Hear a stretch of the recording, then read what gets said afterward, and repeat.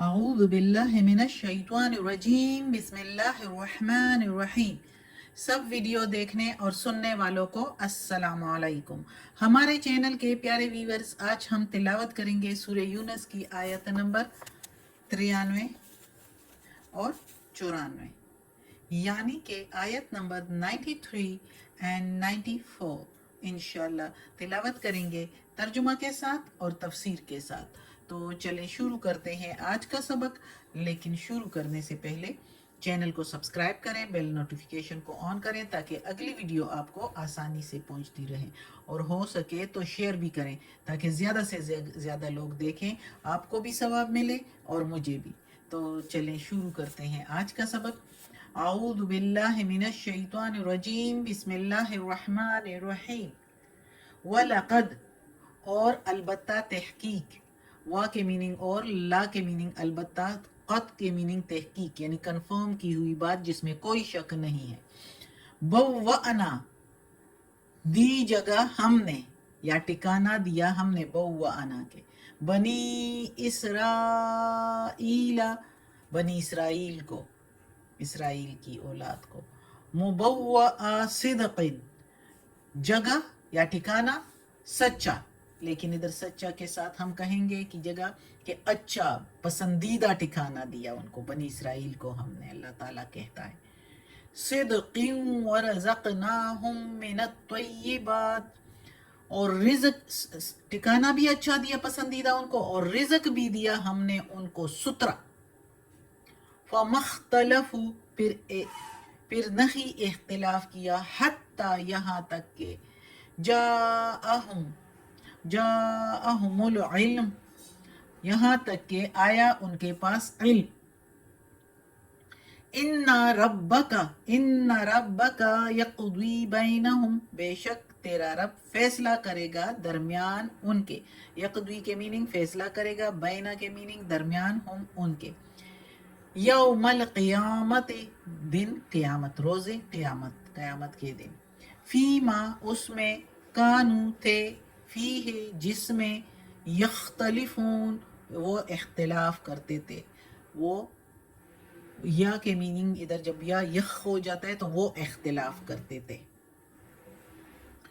اب اس آیت میں اللہ تعالیٰ کہتا ہے بنی اسرائیل ہی کے بارے میں، اور اپنے احسانات اللہ تعالیٰ گنوا رہا ہے ان کو کہ کتنے میں نے تم پر احسانات کی، کتنی نعمتیں دی، یعنی کہ فرعونیوں کو خلق کر کے، کتنے جابر اور سخت حکمران تھے، ظالم حکمران تھے، اللہ نے ان کو خلق کر کے پہلے مصر ملک دیا تم لوگوں کو، یعنی جو ٹھکانہ اچھا ٹھکانہ دیا تو مصر دیا، پھر کچھ ہی عرصے بعد عمالقہ کو نکال کر ملک شام دیا، دونوں ملک سرسبز اور شاداب ہیں، جہاں پاک اور صاف اور ستھری اور لذیذ چیزوں کی کثرت ہے، یہاں تک کہ بنی اسرائیل حلال اور ستھری نعمتوں سے مالا مال کر دیے گئے۔ اللہ تعالیٰ نے تو ان پر من و سلوہ بھی نازل فرمایا تھا، ان کو ڈائریکٹ آسمان سے خوراک ملتی تھی، لیکن انہوں نے ناقدری کی۔ تو ادھر بھی اللہ تعالیٰ کہتا ہے کہ صاف اور ستھری، پھر یہ ایسے کنٹریز، ایسی جگہ دی، ایسے ٹھکانہ دیا، ملک شام اور مصر جو سرسبز اور شاداب، اور جہاں پانی کی افراط کثرت، کسی چیز کی کمی ادھر نہیں، اور اللہ نے کہا جہاں سے کھاؤ، جہاں سے چاہو تو کھاؤ۔ اور اللہ تعالیٰ کہتا ہے کہ اب اس نعمتوں کے باوجود ان میں اختلاف نہیں ہونا چاہیے تھا، جھگڑنا نہیں چاہیے تھا۔ اتنے انعامات اور اتنی عزت اور اتنی بزرگی کے ساتھ ساتھ ان کو اللہ تعالیٰ نے دینی اور روحانی نعمت بھی دی، یعنی کہ تورات شریف کا علم دیا، یعنی اللہ تعالیٰ کہتا ہے کہ ان کے پاس آیا علم، یعنی تورات شریف بھی دے دی، جس میں تمام اگلے پچھلے پیغمبروں کی خبریں تھی، جو گزرے ہوئے تھے ان کے احوال اور قصے بھی تھے، اور جو آنے والے تھے ان کے بارے میں بھی تھا، اور دین کے تمام اصول و احکامات بھی اس میں بیان کیے تھے کہ ایسے زندگی گزارو کہ کسی کے اوپر زیادتی نہ ہو، سب کو انصاف ملے، بلکہ سارے مخلوقات کو انصاف ملے، ایسی صاف چیزوں میں پھر اختلاف تو نہیں کرنا چاہیے. پھر ایسے حالات میں جب سب کچھ سے خبردار کیا اس کے باوجود انہوں نے آپس میں پھوٹ ڈالی اور فرقہ بندی کی نحوست میں گرفتار ہو گئے. باوجود صحیح علم کے اور سچی خبریں پہنچ جانے کے بعد طرح طرح کے اختلافات انہوں نے پیدا کیے اور پھوٹ ڈال کر بعض احکامات میں تو اپنے پیغمبر موسیٰ علیہ السلام سے بھی جھگڑتے اور تعویلیں پیش کرتے. جیسے کہ ہم نے سورہ بقرہ میں پڑھا ہے گائے کے معاملے میں جب موسیٰ علیہ السلام نے کہا گائے ذبح کرو تو کیسے کیسے تعویلیں انہوں نے پیش کی اور اپنے لیے ہی مشکلات پیدا کی. تو یہ ساری خبریں یہ جو اللہ تعالیٰ کہتا ہے کہ میں نے ان کو دکھانا بھی اچھا دیا اور ستری چیزیں کھانے کو دی، علم بھی دیا، اس کے باوجود انہوں نے ایسے اختلاف کیا. بیسیوں کتنے ہی زیادہ فرقے انہوں نے آپس میں بنا لیے، اپنا جو ہے مذہب بنا لیا.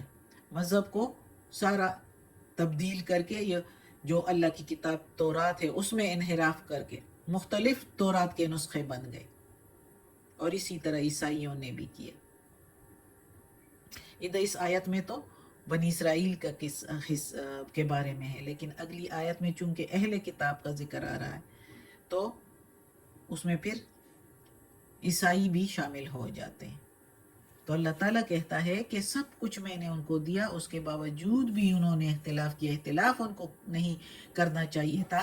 یہ جو اختلاف یہ کر رہے ہیں اور ابھی محمد صلی اللہ علیہ وآلہ وسلم کے زمانے میں بھی کر رہے ہیں کہ محمد صلی اللہ علیہ وسلم کو اللہ کا نبی بھی نہیں مانتے، حالانکہ ان کی کتاب میں ان کے آمد کے بارے میں موجود تھا، اور وہ اس سے پہلے اس بات کے ان کے محمد صلی اللہ علیہ وآلہ وسلم آخری پیغمبر کے آنے کے منتظر بھی تھے. اور مشرکین مکہ سے کہا کرتے تھے کوئی معاملہ ہوتا تھا کہ ہمارے پیغمبر آخر الزمان کے ساتھ ہو کر تمہاری خبر لیں گے، یعنی اس طرح کی باتیں کرتے تھے.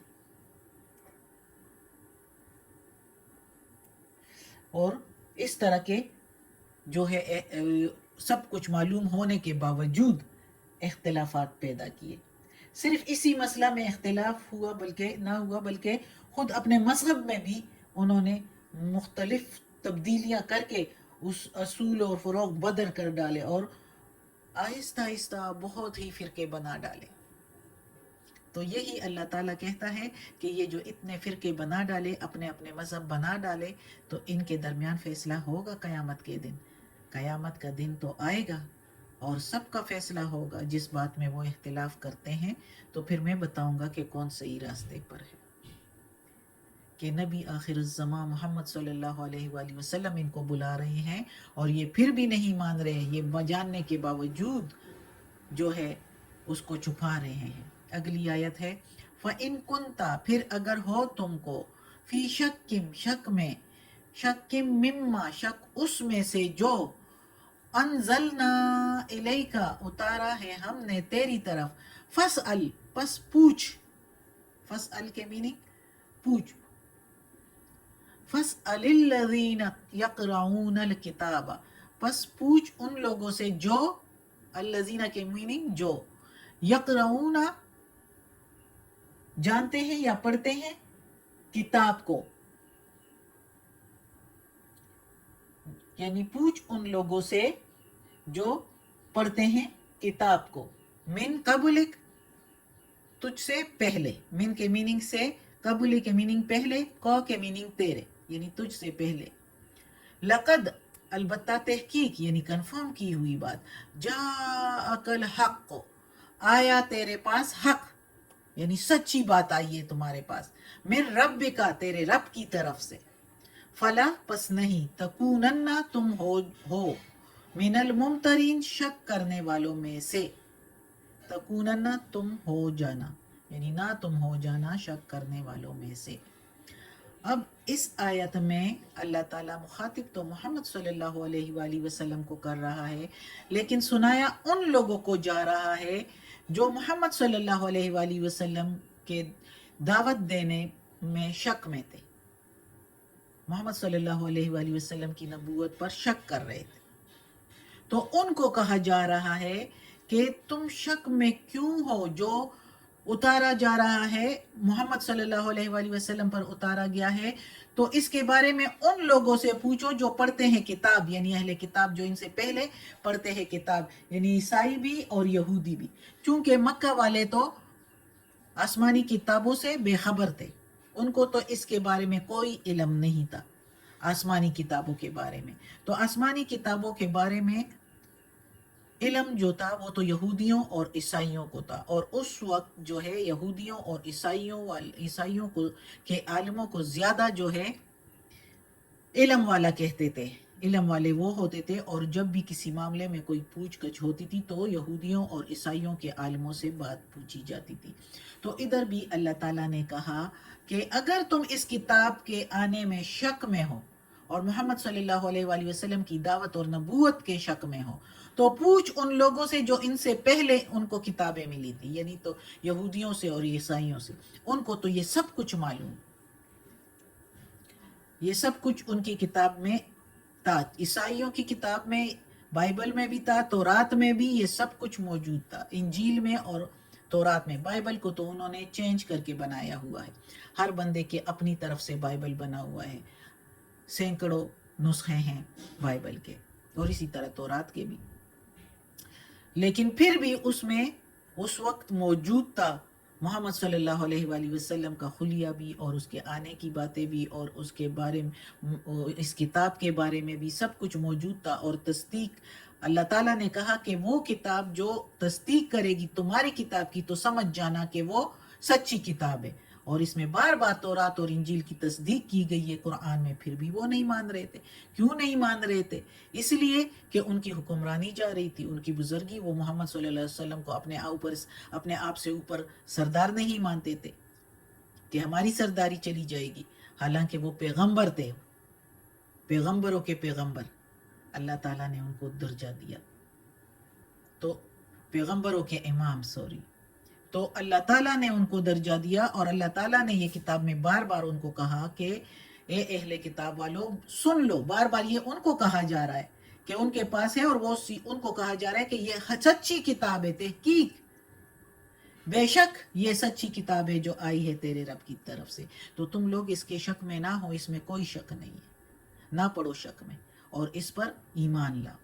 صدق اللہ العظیم. آج کا سبق ختم ہوتا ہے. اللہ ہمیں توفیق دے اس قرآن مجید کا ترجمہ مکمل کرنے کی اور اس پر عمل کرنے کی توفیق دے.